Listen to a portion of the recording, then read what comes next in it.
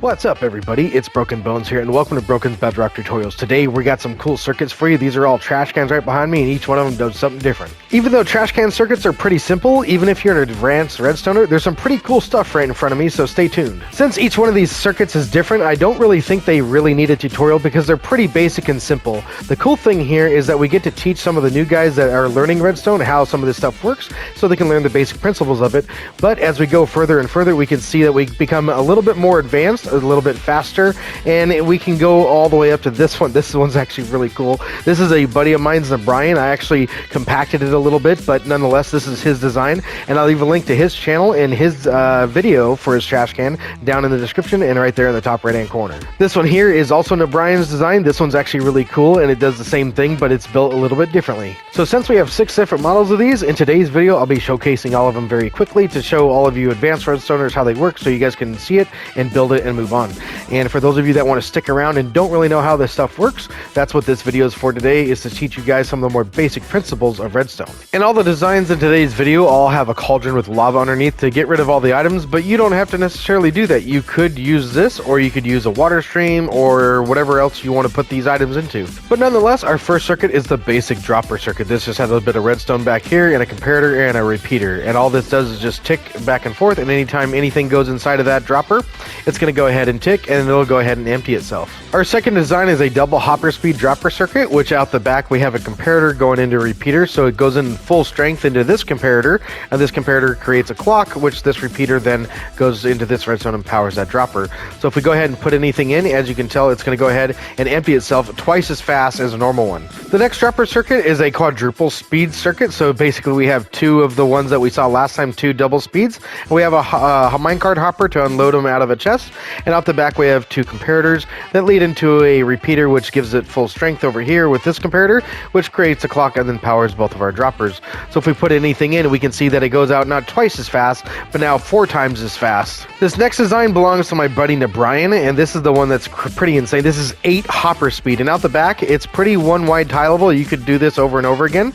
It's just a comparator going into some redstone or a block, which powers the redstone next to it, and then it powers these redstone repeaters, which goes up to here to this comparator, which is full strength. That creates a clock, and then it powers the rest of the droppers. So as we can see, if we go ahead and come into right here, if we load this up, it really drains out super fast. As Brian would say, be careful when you use this one because it has no refund. If you throw something in there that you want, you're not going to get it back, unfortunately.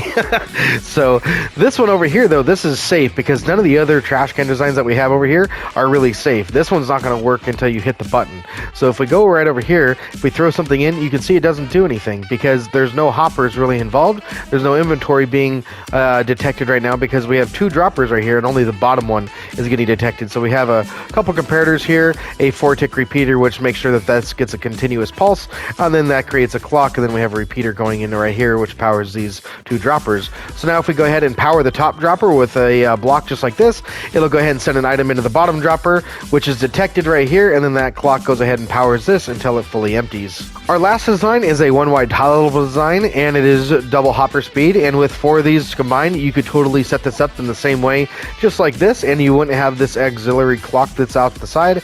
This is completely self-contained, and this is also by Brian. He actually built this today, and it's rather simple. All you have is a comparator, some redstone dust, a sticky piston, and an observer going back into that dropper. And so with this double hopper speed, this is actually pretty cool. You can go ahead and do that, and it'll only fire that 1 piston. However, if you do more, it'll go ahead and fire the ones that have anything in them, just like this, which is pretty awesome. And however, some of these may be faster than the others, but nonetheless, all of them are very reliable and dependable, and you can use them with confidence in your survival worlds. And I'm sure after watching the demonstration, some of you are going to be able to build these no problem, probably with a blindfold on. But for some of you, I know some of you are probably wondering how a lot of this works, and this is like magic to you. So if this is like magic to you, then stay tuned because we're about to show you the trick to it. Now, regardless of which design we choose, all of them rely on the same principle. They all have a redstone clock that is pretty much comparator based, and all of them have a clock of some sort, because this one doesn't even have a comparator clock in it. This is a piston clock but nonetheless, it has a clock. What's a clock? A clock is a repeating circuit. So this comparator would power this redstone, which would power this block, which would power that repeater. And then since a comparator does detect signal strength from the side, this repeater would supply a signal strength of 15, which would overpower whatever signal strength is coming from behind it, which would cancel out the redstone signal out here, which would then depower the repeater, which would then depower this dust, which would then allow the comparator to turn back on again. So that's kind of like the slow portion of it. And if we look at this, if we throw some sticks in here, we can see that happening very quickly. This is powering this redstone, and then which is powering this repeater, which is subtracting 15 signal strength from this comparator, which is then turning this redstone off and then turning everything else off. So it turns back on and then turns back off and then turns back on and turns back off as it goes round and round. And that cycle allows this dropper to go ahead and function. A comparator is one of the most useful components in Minecraft, and it is one of the most useful components in Redstone. And without it, a lot of stuff just wouldn't work.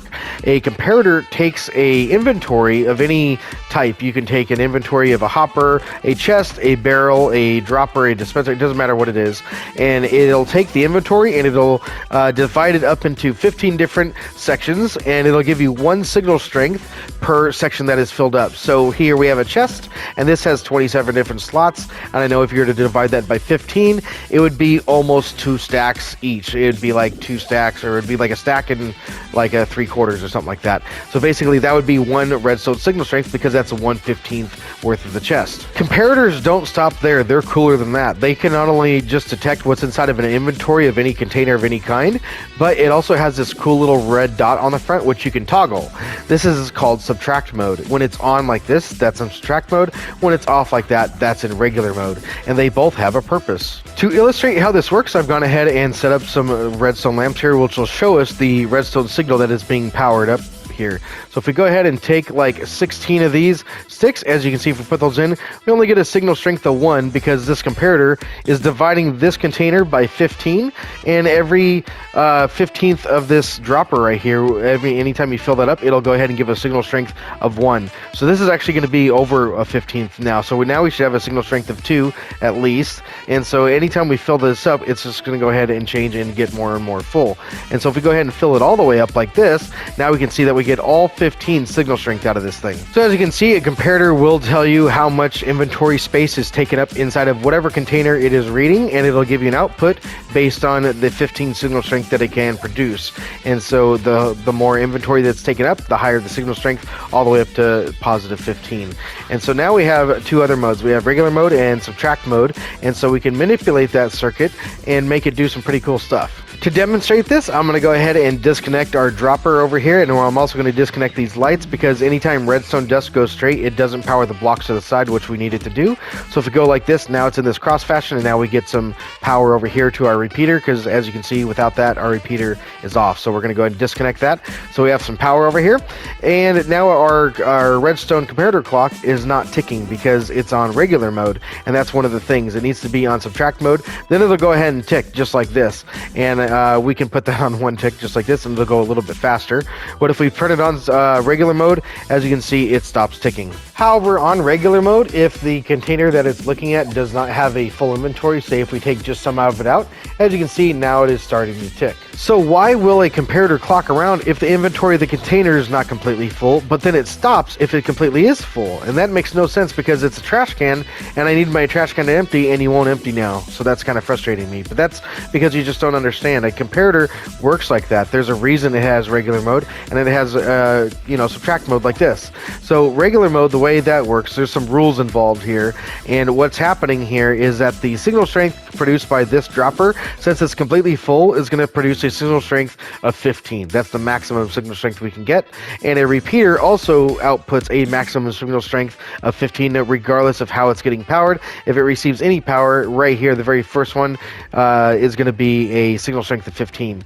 But the way a comparator works is it says, okay, if what's behind me is equal to or greater than the signal strength coming into the side, then I'm going to output all my power. 4. So now, because this is the signal strength of 15 being produced, and we have a signal strength of 15 coming in, it says, okay, I match the signal strength, so I'm going to output my power. When we're on subtract mode, that's not the case. It takes this, and it says, okay, I'm the signal strength right here, the container, and we have 15 signal strength coming out of there. However, I'm going to subtract 15 signal strength coming in, and that equals 0, which then equals the clock turning off. And that's what creates this whole clock, is the fact that now that it's on subtract mode, it's subtracting 15 signal strength coming from the dropper and subtracting that from the 15 signal strength coming from the repeater, which equals 0. So again, if we take it back off subtract mode and it's in regular mode, now it says, okay, if I match the signal strength from the side, I'm going to output all my power. So now since it's full, it's going to break. It's no longer going to tick around because it matches the signal strength coming from the back. And that's why if we lower it like this, if we lower it, now it starts to tick because now it no longer matches it. It's less than the full signal strength. So if that's the case, now it's going to go ahead and turn off, and it'll go ahead and cycle through until your trash can is completely empty, just like this. So this circuit will actually work on regular mode, but it'll break if it ever fills all the way up. So now that you know all about a comparator and how it fully works now the rest of it should be pretty simple. Redstone dust is pretty much just the conductor, the wiring that takes the signal all the way around, and the repeater is a booster. It actually takes whatever signal strength is going into it, and it automatically turns it into 15 signal strength and adds a tick delay to it. It has a 1 tick, 2 tick, 3 tick, and a 4 tick tick delay option. So as you can see, now the ticks are delayed. It's coming through slower because we have more ticks. Every tick is a 1/10 of a second, and so there's 10 redstone ticks per second. So this is almost a half a second because it's 4 redstone ticks, 4 on and 4 off. So if we switch it back to 1, now this is a 1/10 of a second, so it's 1/10 on, 1/10 off, and so it'll cycle 5 times every second. Our next design is a little bit more complex, but just as simple as the last one. However, you're going to notice that there's 2 comparators and 2 repeaters in this circuit, and that's because we need those. This circuit here is a double hopper speed circuit, so whatever we put in is going to drain out at double the speed of 1 hopper. And as you can see, it's going to go ahead and tick twice the speed of 1 hopper as well. Hoppers will allow items to go through them every 4 game ticks, and so that means with every 2 hoppers, we have every 2 game ticks, items are being taken. In this clock right here, we have a clock where 1 tick on, 1 tick off, that's 2 ticks, and then so when it comes back on the 3rd tick and the 4th tick, every 2 ticks we get a pulse, and that's how fast this thing runs. So how do we create this fast clock using all of these parts? Well, let's go ahead and break it down and figure it out. So what we have here is we have a container. This is our dropper. Anytime something goes in that, this comparator is going to read it. This repeater right here, I said earlier, is a booster. It'll go ahead and boost your signal strength all the way up to 15. So even if there's a single stick in here or anything, it's going to go ahead and boost the signal strength. Even if it's a single strength of 1, it'll boost it all the way up to 15. So then this comparator is going to say, okay, I'm level 15, and then it's going to produce a signal strength of 15, which is 15, and then 14, and 13. So as it goes out, it lowers down by 1, and so now we have a signal strength of 13 coming in from the side, and then it's in subtract mode, this comparator, and so it's going to subtract 13 signal strength from the 15 signal strength coming in from the repeater, which 13 minus 15 is 2. Which leaves these 2 front blocks right here, these 2 bits of redstone right in front of these redstone lamps. These 2 bits of redstone will always stay lit, but they will flicker from signal strength 15 and 14 to signal strength 2 and 1. So instead of being light, they'll be rather dark, but they don't go completely all the way out. However, this one does because it's subtracted all the way, so it actually has a 0 redstone signal after the subtraction has gone through. And then that produces a clock right here through this repeater, which then outputs a full signal that reaches the dropper. So let's go ahead and see all that work here in action. Let's go ahead and put this some items in here. Let's go ahead and put 2 stacks of items so we can get some demonstration time. So again, we have a signal strength of almost nothing coming in here because there's only 1 or 2 sticks in there because all the sticks are still up here in the chest, and we're getting a signal strength of 15 coming into here. This is in subtract mode, so this is level 15, 14, and 13. And when that subtracts, we get a signal strength of 2. And then when it's done, it goes ahead and goes back to the level strength 15 once it cycles through. And that's what creates our clock over here. So now that that's done, that's rather noisy. But nonetheless, we can demonstrate that again here with some pistons. So if we go just like this, if we take a couple of sticks here, that's not what I wanted to put in there. Let's go ahead and take some of those. Let's grab ourselves some pistons. So as you can see here, if we put a piston here, it stays fully extended. It stays fully extended there too, and even here as well. Okay, but if we put it right here, you can see that this one actually does tick back and forth, and that's because these are fully lit no matter what, even if you see them ticking back and forth like this, because it's going back and forth from level 15 and 14 to 2 and 1. So they never really go completely off. This is the only one that goes off, which is why we have a clock going on right here. So I know learning some of these circuits can be hard for some of you if you're not that great at math and you're trying to learn how to subtract, how subtract modes works, and you're like, how do you subtract 15 from 13 and you get 2 and this and that, and you're trying to figure that out. If you're struggling with that, you should probably practice the math, because this is actually addition and subtraction. There's really nothing hard going on here, and once you get good at this, it's actually really cool to do fun stuff with the principles of Redstone. Like our quadruple speed and 8 times speed unloading system here. This is actually pretty crazy, and it works off the same principle. So as you can see here, we have 2 comparators that go into some redstone dust that goes into a repeater, which again is a booster. So regardless of how much inventory we have in that dropper, we're going to get a signal strength of 15 coming out of here. And so that's going to go ahead and go into this comparator, which again, you can see that this is on subtract mode, and that's going to create a clock, which will then go ahead and power both of our droppers with this redstone dust, which is pretty cool. And this has a 4 hopper speed, because we have 2 droppers that are both double hopper speed. So double hopper speed times 2 is quadruple, which is the exact same as a minecart. And so we have a minecart underneath a chest, so now we can unload items super quickly, just like this. And as you can see here, we have an output coming out here that's putting a signal strength of 1 into this redstone dust, which this is a booster, so that's boosting that up to 15. And again, that's going 15, 14, 13, and then it goes 13 into here, which drops it down to 2, which only powers these 2 redstone dust, which then again, it only powers these 2 redstone dust, and these 2 actually get to turn completely off. So that's why that actually works. And again, if that's hard for you to understand, then again, try learning some math, because you need to learn some math if you can't understand that. And then once we get into the 8-speed hopper unloading system, this one actually uses a few more principles. So what we're doing here is we're actually taking comparators and we're putting them out into redstone and into blocks, which is kind of interesting because there's nothing in front of that block except a repeater, which won't take the signal from that. But we're not trying to do that. What we're trying to do here is we actually have all of these comparators, which are powering either the block or the redstone next to them, and the ones that are powering the block are powering both redstone, just like this. This one with this block is powering that redstone. So regardless of which redstone dust gets powered, they power both of these blocks because that's the direction that they're facing. And then it takes these repeater signals over to this block, which then powers this comparator. And this comparator is on subtract mode, just like all the rest of them. And again, it produces a signal strength of 15 because of our repeaters here, which then it goes 15, 14, 13, subtracts 13 from 15, then it goes 1, 2. And then this is 0. And then it goes, once it goes back to 0, it goes, okay, I'm 15 again. Then it goes for 15, 14, 13. It does that over and over again and continues to power all of our droppers on and off. And they will continue to do that until it's completely empty. And the cool thing about this design is that you could even bury this. So you could either completely just, bury this completely. You don't have to worry about cutting off any of the redstone because it'll still work. If we go just like this, you can see that if we put in some sticks here, it'll still pulse just the same, and the clock works just fine, even though we cut off all the redstone dust just like this. And what we've done to make this 8 times hopper speed is that we've used honey blocks to align 2 minecarts just like this. And as you can see, there's some space in between them, so they're pushed out a little bit, and they're actually inside the honey block there. See how that is? So it's actually slightly overlapping this hopper.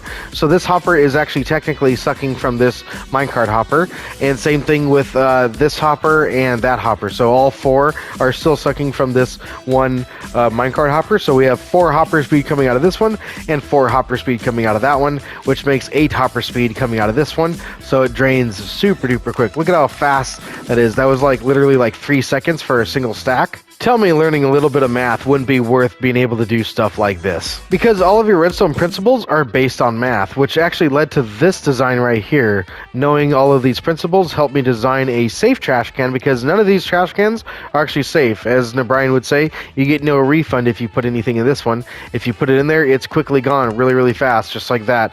But this one here, it's a double hopper speed unloader. However, you can put stuff in it and it doesn't go right away. So as you can see, you can put stuff in, and see, I didn't want to put that in. I wanted to put the sticks in, so I actually made a mistake.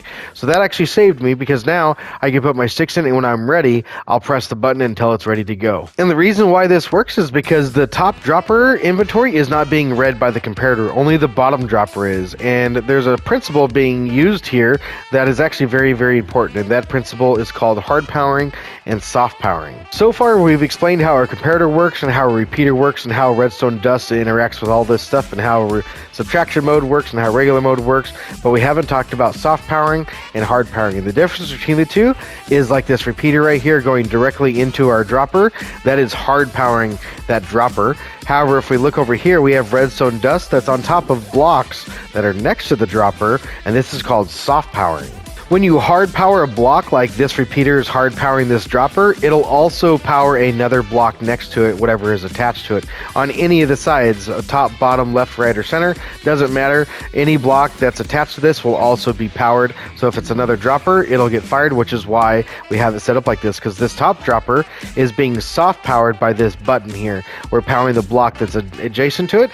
So it's powering this block, hard powering this block, which is soft powering this dropper. And the reason why we call it soft powering is because if you attach another block to this dropper, it won't get powered because it's not being hard powered. And just like this redstone right here is hard powering the blocks that are beneath them, but they're soft powering the blocks that are beside them. So these droppers here are getting soft powered by the hard powering of these blocks here due to the redstone being on top when it's lit. So why is that important, hard powering and soft powering? Well, let's explain why it's important, because that's our safety. So if we put sticks in here or we put anything else in there, it's not going to go, because first of all, our comparator is not reading the top dropper, it's only reading the bottom one. So if we take a button just like this and we put it on this dropper just like that, and we hit this just like that, it'll hard power this dropper and it'll go ahead and dispense our item, which went right into lava. And as you can see, it never got started because we hard powered this dropper and it soft powered that one, which we didn't want to do. What we want to do is we want to go ahead and just soft power this dropper so an item goes into here and this comparator will detect it. So what we're going to do is we're going to soft power it by hard powering this block with a button, and as you can see, now it's going to go ahead and activate because now we have an item that just went down. And so once it goes down, that comparator will go ahead and detect that, and it'll stay on as long as it has an item in there, which it'll do this until it's completely empty. So essentially, when I'm soft powering this dropper like this, it's only powering this dropper, but if I hard power it like this, then it's powering this dropper and that dropper, and technically it's powering this block and any block that surrounds it. And another principle that comes in with hard powering and soft powering is redstone versus repeaters or a comparator, just like this. Repeaters are actually hard powering this dropper here. Redstone dust cannot hard power something, so there's really no technical way for this redstone just to hard power these blocks, but I kind of said that to help you understand the soft powering part, that it actually does soft power these droppers right here. But nonetheless, the reason why that is the case is because if redstone dust is powered, just like this redstone dust is going into this block right here, if we put more redstone dust out here, this won't actually work. So let's go ahead and load this up with some more sticks, and we'll go ahead and hit our button here. But as you can see, even though this redstone dust is going into here, it will not power this redstone dust. So to illustrate that a little bit better, let's go ahead and come back in here. We'll put in our sticks just like this. We'll go ahead and hit our button here, and now as you can see, the redstone dust is going into a repeater, which that repeater does carry the signal, and it does pass through to more redstone dust. But it doesn't matter if you have more redstone dust on the other side, it's still not going to power that. So redstone dust cannot power more redstone dust on the other side of a block. However, redstone dust can power a repeater on the other side of a block, and a repeater can power redstone dust on the other side of that block, which we actually use that principle in our last design. Our design here does use a comparator to pass a signal through a block, which powers the block in front of it, which then powers the piston underneath. That piston fires. The signal can no longer go through because the block has extended, and the observer detects that and powers the dropper underneath here when it extends, and again when it falls back down and retracts, so it gets double pulsed. And since we know now that comparators will read the inventory space inside of a container, such as this dropper here, basically all that's going to do is it's never going to have more than just a few items in there, because as soon as it has any amount of items in there, it's going to power this redstone dust going right through that. So as you can see here, if we put items in here, we're going to go ahead and throw some sticks in there, and as you can see, that piston is going to fire, but only that piston fires because it's producing a signal strength of 1, which can't extend anymore because there's really almost no items in here. And I don't think I can open out that dropper. See, we only get 2 to 3 items at a time, and that's all it ever gets. And because of that, we're able to use a comparator to make a 1 wide hollowable design, even though all this redstone is touching, because if a signal strength of 1 redstone dust just like this, it can't power another redstone dust next to it. And one of the things that makes this piston jump up and down is the fact that it's a sticky piston. As you can see, it's green on its face, which means it has slime on it. And that means that if it has a block on its face, when it extends to this position, that when it retracts, it'll also pull it back down.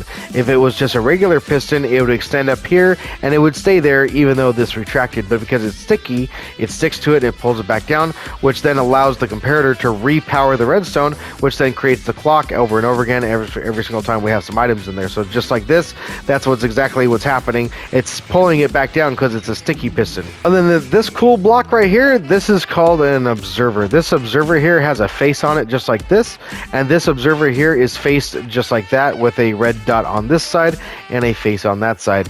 Whatever side has the red dot is going to be the side that gets powered. So if we put a redstone lamp there and we put a block on its face, you can see that it powers the lamp just like that. But if we take it off, it also powers the lamp, and that's because it detects any type of change whatsoever.